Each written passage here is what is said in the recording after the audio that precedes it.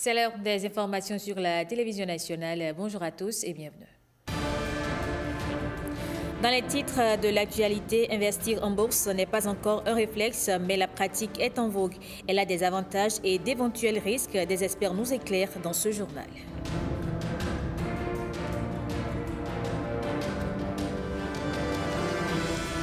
Le chemin de l'emploi est parsemé d'embûches. Tel une bouée, le dispositif Azoli facilite la vie aux jeunes de 15 à 30 ans. À Djougou, ils ont été initiés à la conduite d'engins agricoles.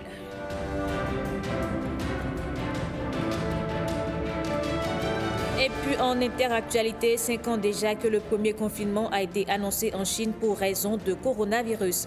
Nous ferons aussi le tour d'autres nouvelles du monde.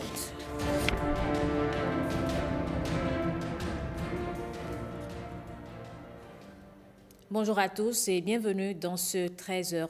Tout le monde n'y pense sûrement pas, mais investir en bourse reste une opportunité. Au Bénin, la Banque internationale pour l'industrie et le commerce offre cette possibilité. Quels en sont les avantages et les éventuels risques? Des experts apportent les éléments de réponse au micro de Ariane Da Silva. La bourse, c'est un marché. C'est un marché sur lequel il y a des produits spécifiques. Ces produits spécifiques sont dans le vocable de valeurs mobilières, actions, obligations et autres titres de créances. Sur ce marché, on retrouve deux acteurs, des acheteurs et des vendeurs. Vous avez forcément ceux qui ont de l'épargne, qu'ils ne veulent pas utiliser, de l'épargne, et ceux qui en ont besoin et qui forcément ne connaissent même pas les épargnants.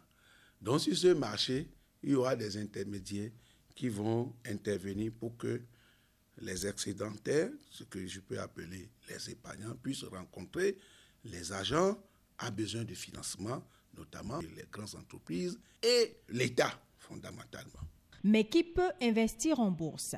Tout particulier ayant la capacité d'épargner.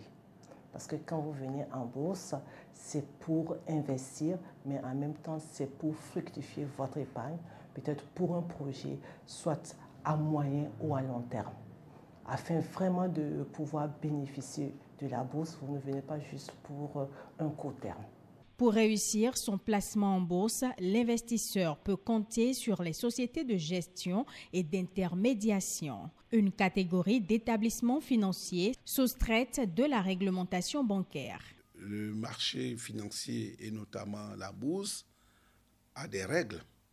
Donc, en tant qu'épargnant, lorsque vous disposez par exemple des ressources, vous ne pouvez pas vous présenter directement vous en tant qu'individu donc à la bourse.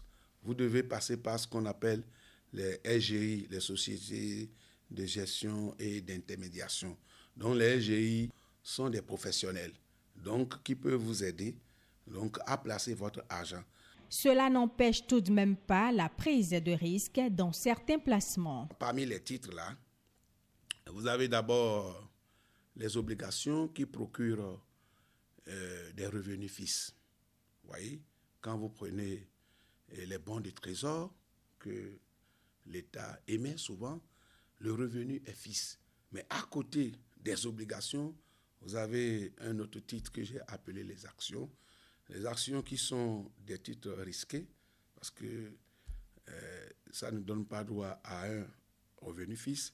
Mais ici, vous avez des dividendes qui sont attachés aux bénéfices donc, de l'entreprise qui a émis ces actions-là. Mais à côté des dividendes, il y a ce qu'on appelle les plus-values qu'on peut obtenir à la cession du titre. Lorsque, par exemple, j'ai de l'aversion pour le risque, je ne peux que mettre mon argent dans les obligations. Mais lorsque j'ai de l'appétit pour le risque, je vais prendre des risques. Et donc, en mettant mon argent dans les titres risqués, notamment les actions.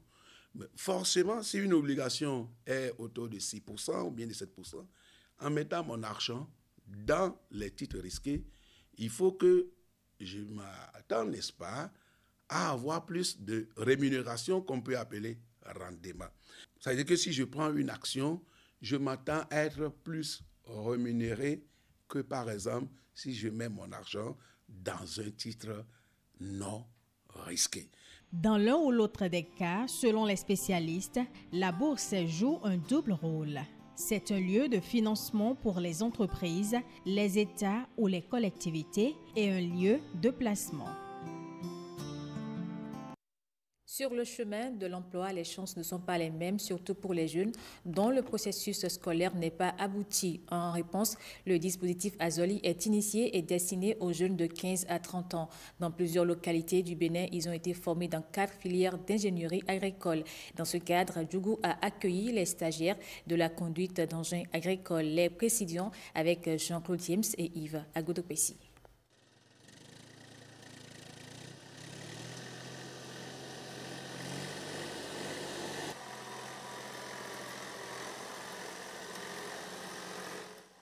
Au volant de cet engin agricole, des stagiaires à Zoli, des jeunes qui n'avaient aucune notion dans le domaine, parlent aujourd'hui de la conduite avec beaucoup d'assurance.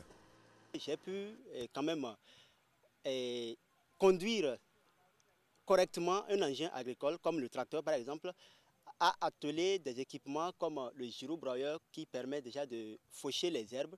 Par exemple la conduite du tracteur aussi.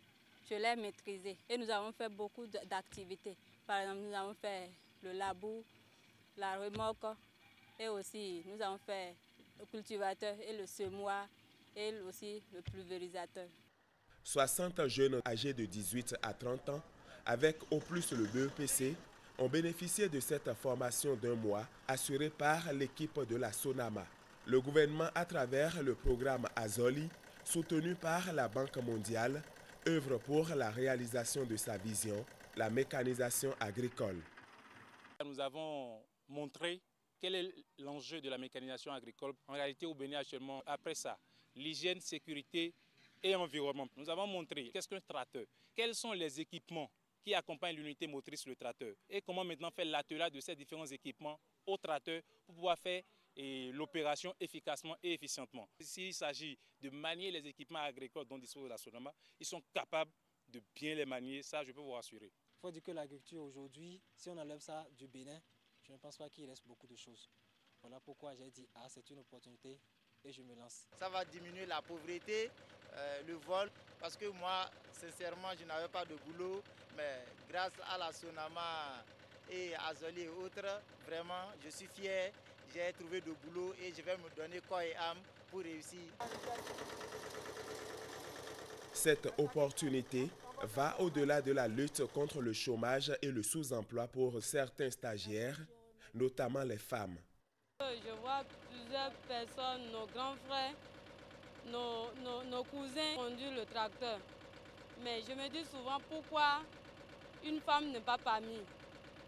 Donc c'est pour cela que je me suis dit, bon, je veux venir au moins m'engager pour cette formation. Je tiens à remercier Azoli d'avoir fait sortir les jeunes gens du chômage.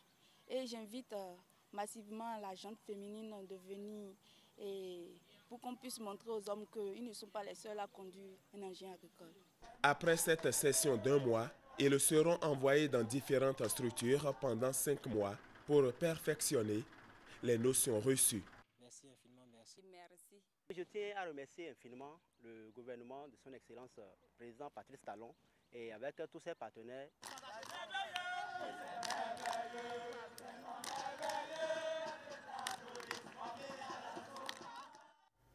Pendant ce temps, les populations de Parakou sont reconnaissantes de la transformation qu'opère la phase B du projet asphaltage. À Banikani, par exemple, les caniveaux se posent de la part des d'autres de la voie en chantier. Constat avec Ronald Robinson et Abdelofou Idrissou. Des grues en pleine installation des caniveaux à Banikani. Les populations vivent déjà les contraintes des travaux d'aménagement du projet asphaltage phase 2, démarré depuis octobre 2024. Quand on doit creuser les caniveaux et tout, il n'y a pas d'eau, il y a aussi la poussière. Quand on sort, bon, on est tout sale. Et aussi à la maison, il y a souvent le bruit, quoi. Du coup, pour dormir aussi, c'est un problème, mais bon, on gère quand même. L'évolution des travaux sur le terrain impressionne les riverains, plutôt reconnaissants. Avant, on marchait dans la poussière, les pieds se salissent. Maintenant, on a espoir de marcher sur les pavés. Vraiment, on est très content. On ne peut que dire merci au gouvernement. On n'espérait pas que ça allait avancer comme ça d'un seul coup. La poussière veut finir dans mon quartier, dans ma maison. Si mes tôles, on remercie Dieu. Que Dieu donne la santé, ceux qui ont fait le travail là pour pouvoir nous faire le travail là, que Dieu les rende beaucoup. J'ai vu qu'ils sont en train de travailler devant mon atelier. Ils sont tellement dynamiques, il n'y a même pas le jour de repos. Il n'y a pas de dimanche chez eux. C'est ça que j'ai apprécié beaucoup. S'ils viennent chez nous, ils nous parlent comme si on se connaissait depuis fort longtemps. Il n'y avait pas le passage, mais ils nous ont fait des petits ponts et on arrive à passer. Nous sommes en train d'attendre la fin des travaux pour avoir l'éclairage dans l'avant, pour bien s'épanouir. L'aménagement de cette rue de Banikani fait rêver déjà les usagers. C'est une fierté pour la population de Parakou, en l'occurrence celle du quartier de Arafat. Et ça va désengorger l'autre voie qui fait face au portail de l'université de Parakou. Ça va assainir aussi la ville. Avec la voie là, on sait qu'il y aura beaucoup de circulation et le marché là, ça serait ouvert pour nous tous. On va bien animer le quartier. Ces travaux s'étendent à d'autres quartiers comme Al-Houda, Zongo, Ladjifarani, Petit Père, Agba Agba, Urutokoru et Gano sur plus de 13 500 km de voirie, de quoi transformer le visage de la cité de Koubourou. Et depuis le 17 janvier, la Direction générale des eaux, forêts et chasses met en application l'arrêté interministériel du 29 juin 2009 qui détermine les modalités de contrôle des coupons de transport du bois en République du Bénin. Dans ce reportage, Nestor Sela et Abdullah Idrissou nous rappellent les conditions de transport du charbon de bois et du bois de chauffe à usage domestique pour les particuliers. Le charbon de bois et le bois de chauffe constituent les premières sources d'énergie de cuisson dans les ménages au Bénin. Et on rentre dans les arrondissements de Koko, Minia, Banigri pour chercher du charbon et amener à Parakou. Pour garantir l'intérêt de tous, le gouvernement, à travers l'arrêté interministériel du 29 juin 2009, fixe les dispositions encadrant le transport de ces combustibles à des fins domestiques. Dans l'arrêté, on a dit de 2 sacs de charbon et un spare de bois. La destination n'est même pas limitative. Pour les besoins de l'autoconsommation, l'arrêté interministériel fixe des conditions pour tout particulier. Donc un citoyen qui veut consommer, qui veut faire déplacer 2 sacs de charbon à l'autoconsommation, selon les tests, doit nécessairement aller sur la plateforme et payer ses taxes et redevances. Et puis vous tapez www.tresorpublic.bj. Et là, ça va commencer par vous donner les mains qui se résument en 7 étapes. Et vous allez suivre ça. Et progressivement, vous allez pouvoir payer votre taxe et redevance. Et vous aurez aussi votre quittance qui vous sera délivrée en ligne. Et au cas de contrôle par un agent assermenté, un agent forestier, là, il suffit simplement de montrer et puis il pourra être libre et faire sa roue avec ses produits. Derrière ces dispositions de l'administration forestière se cache un intérêt présent et futur. Prendre une disposition comme ça permet à l'administration de connaître techniquement quelles sont les quantités, c'est-à-dire le besoin réel et comment évolue ce besoin-là pour savoir comment rimer ça avec les différentes opérations de reboisement pour que le potentiel puisse toujours exister pour nous et pour les générations à venir. Se conformer à ces nouvelles directives, c'est préserver l'équilibre écologique du pays. Dans le reste de l'actualité, le ministre de l'Énergie, de l'Eau et des Mines était sur le site du projet d'urgence dans Blangandan. Objectif, constater le niveau d'avancement des travaux et s'assurer du respect des délais annoncés. Le ministre a saisi l'occasion pour laisser des instructions pour l'accélération des travaux. Christelle Tongodo et Julia Kouikou. L'accès à l'eau potable demeure une priorité essentielle pour le gouvernement du président Patrice Talon. À travers des investissements conséquents tels que le projet d'urgence d'Ablangandan, les efforts sont visibles et prometteurs. En seulement 6 mois, les travaux ont déjà atteint 55% de taux d'exécution, témoignant d'un engagement sérieux à répondre aux besoins pressants des populations des 1er au 4e arrondissement. Qu'est-ce que les populations peuvent faire sans eau? C'est une souffrance qui tient à cœur au gouvernement et c'est pour ça que de toute urgence, près de 17 milliards ont été mobilisés pour que ce travail-là soit fait. Vous savez, depuis 2016 que le président Patrice Talon est venu au pouvoir, il a hérité d'un pays à reconstruire, à rebâtir.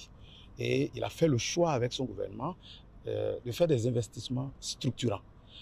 Nous avons été habitués à des palliatifs et qui ne donnent que des satisfactions pour un temps. Mais les investissements structurants sont de caractère à donner satisfaction sur le long terme. Cependant, pour pallier les contraintes liées au délai de livraison, des mesures alternatives ont été prévues. Et quand on a à faire ces genres d'investissements, ça prend un temps. Donc pendant ce temps, comment la population va vivre? Je crois que, au vu des explications du directeur général, il a expérimenté une solution alternative en attendant la fin du chantier qui, à mon humble avis, marche.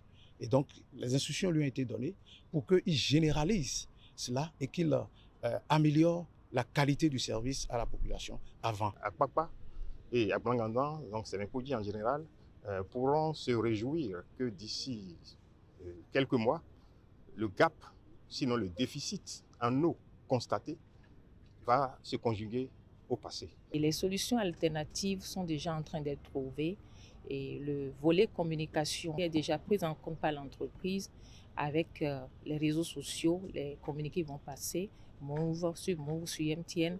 Nous avons eu des conciliabules et j'ai la pleine conviction que ces solutions vont porter et le dénouement est proche.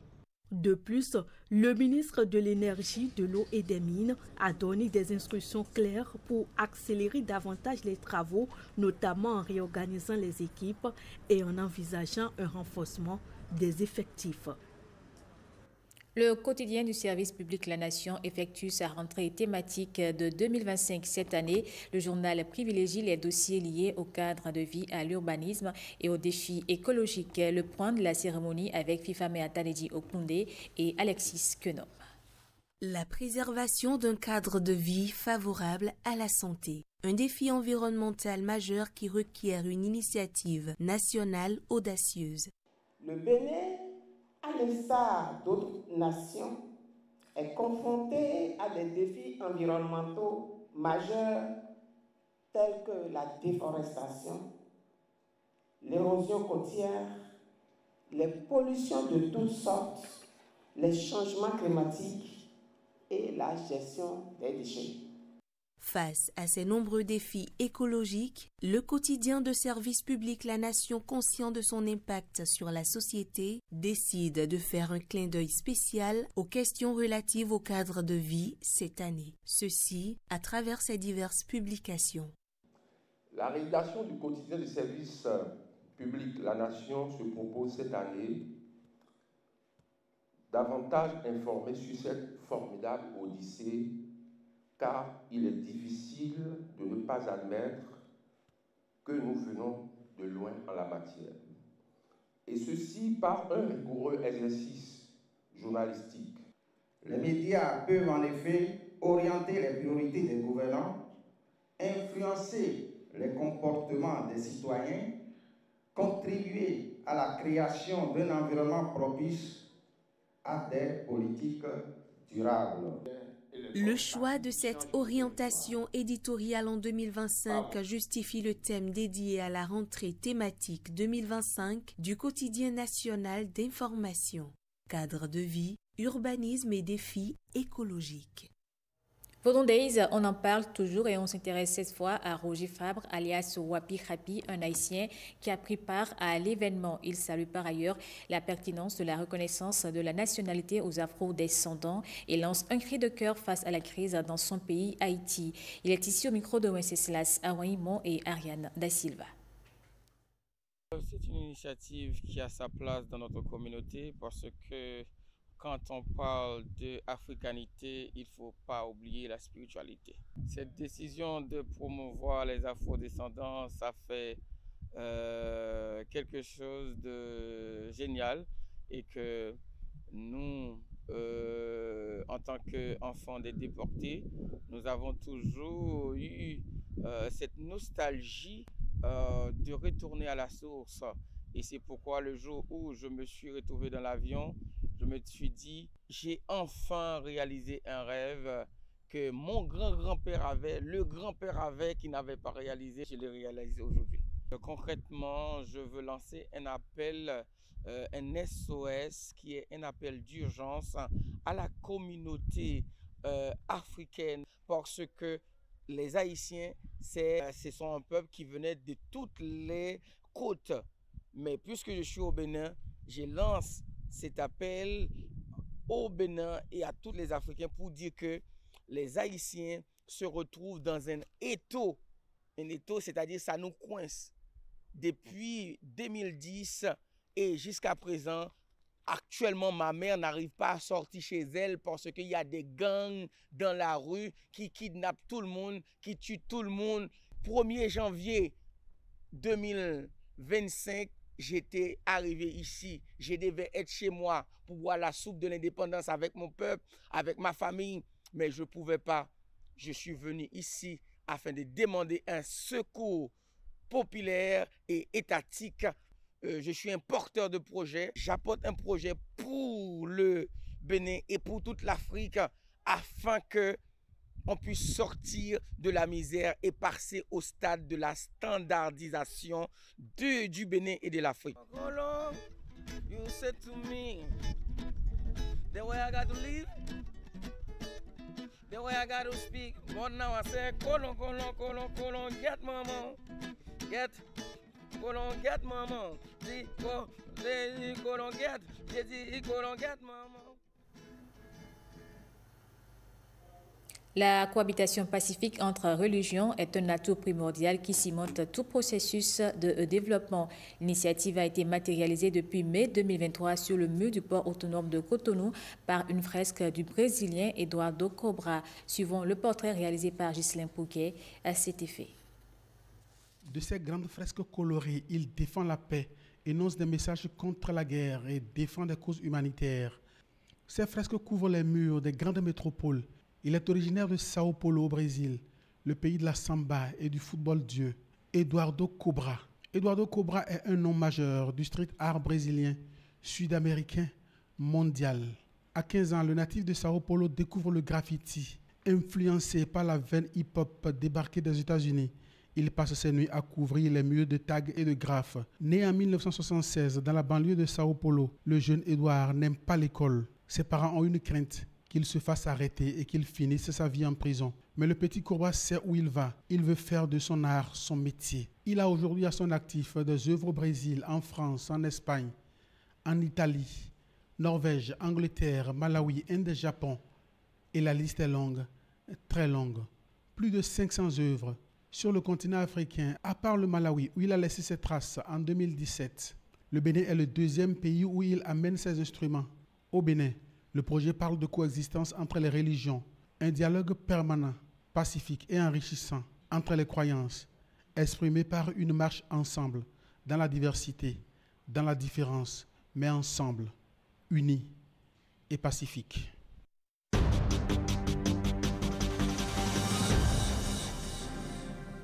Artiste, chanteur, professionnel de l'action culturelle et du développement local au Nord Bénin, Seydou Barasounon a produit des étincelles durant la récente édition des Vodun Days.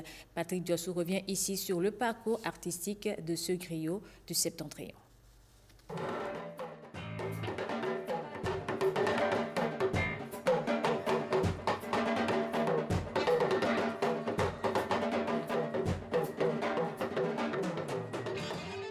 Je suis Seydou Barasounon, griot de naissance.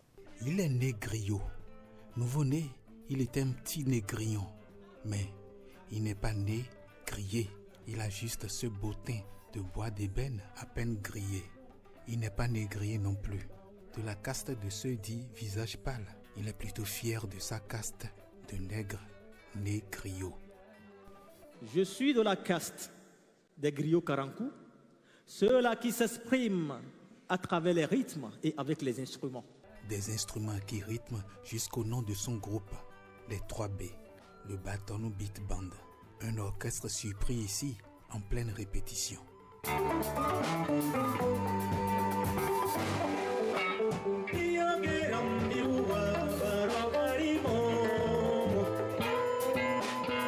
J'ai 2 albums. L'album Touba a 12 titres.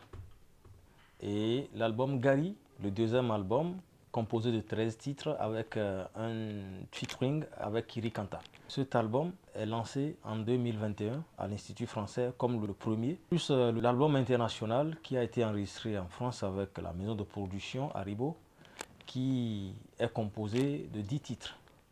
Entre les albums, nous avons 10 singles. Et parmi ces singles, nous avons le single du célèbre guerrier, le héros national Biogera. Ce single a été adopté par les Béninois, environ 500 000 vues sur YouTube et un peu plus de 100 000 vues sur Facebook.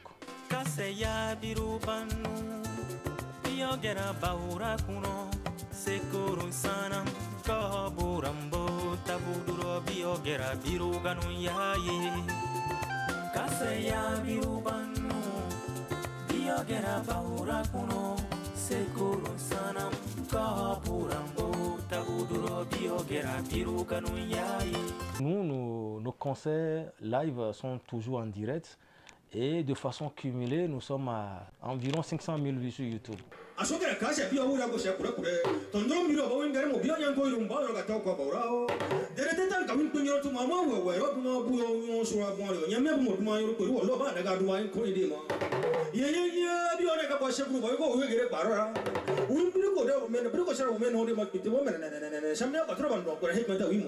Chez les Batombou, un peu comme dans le monde mandingue, être griot, c'est n'être griot.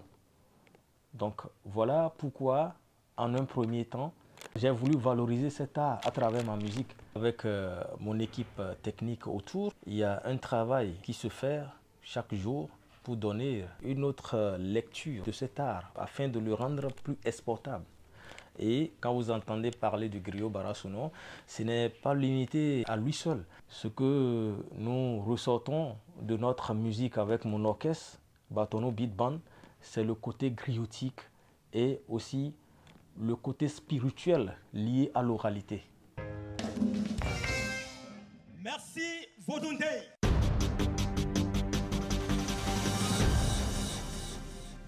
Ce 24 janvier, la communauté internationale célèbre la journée internationale du sport féminin.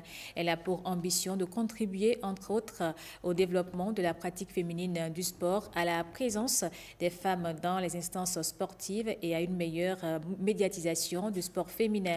Autant d'objectifs que vise le projet Sport au féminin mis en œuvre au Bénin depuis 2022. Quels sont aujourd'hui les impacts? Ghislaine Adimi nous en parle dans ce reportage. Les championnes ont maintenu leur place. La prise de conscience collective sur la nécessité d'encourager une plus grande participation des femmes dans le monde du sport fait naître le projet Sport au féminin au Bénin.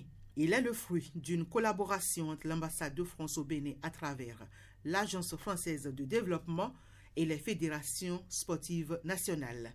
Des organisations de la société civile béninoise sont par ailleurs soutenues par ce projet dans l'organisation d'événements sportifs.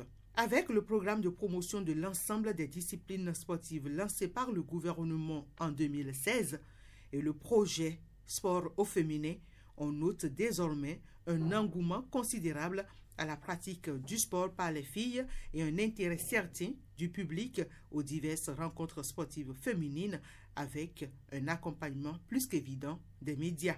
La jeune féminine constitue un maillon très important pour toutes les disciplines. J'espère que d'ici 5 ans, 10 ans, nous pourrions voir les femmes béninoises défendre les couleurs nationales à l'échiquier international. Le projet Sport au féminin, il faut le souligner, vise principalement à inciter à la participation des femmes à différentes disciplines sportives, tout en brisant les barrières historiques et sociologiques qui ont jusqu'à présent limité leur engagement. Créer d'opportunités pour les femmes de tous âges et de tout profil avec la mise en place de formations, de tournois et de programmes spécifiques destinés à les motiver à participer plus activement à différentes disciplines sportives promouvoir le sport auprès des filles et des femmes en reconnaissant l'importance du sport non seulement pour la santé physique, mais aussi pour le développement personnel et l'autonomisation.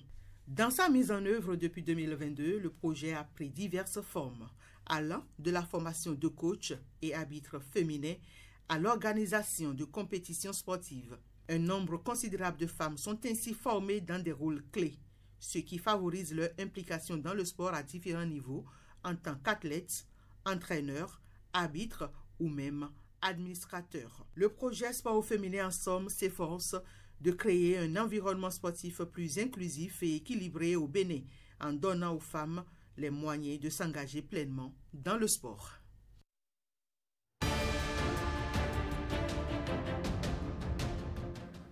Et pour finir, l'actualité internationale avec Alexandra Diotan. Au Congo, près de Goma, le mouvement M23 ne cesse de gagner du terrain aux dépens de l'armée dans la région où le conflit redouble d'intensité depuis le début de l'année. Certains déplacés ont déjà dû fuir leur foyer à plusieurs reprises au gré des soubresauts d'un conflit qui dure depuis plus de 30 ans.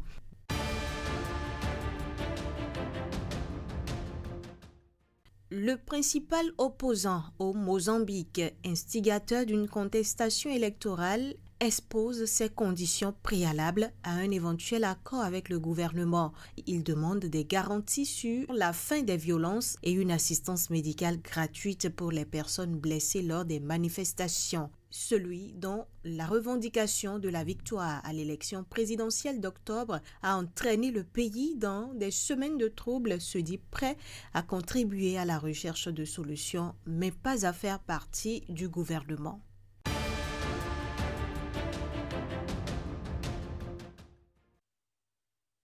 Attisé par les vents chauds, un nouvel incendie s'est déclaré mercredi au nord de Los Angeles et se propage à une vitesse inquiétante. Plus de 3800 hectares sont partis en fumée en quelques heures et plus de 31 000 personnes ont reçu des ordres d'évacuation.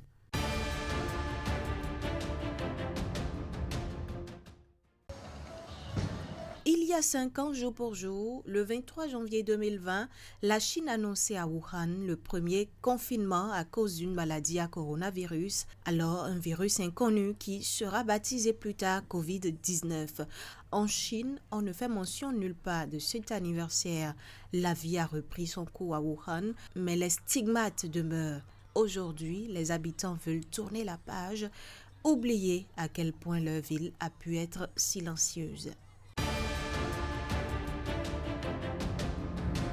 Et voilà qui met un terme à cette édition du journal. Merci à vous de l'avoir suivi. Je vous retrouve à 19h avec plaisir.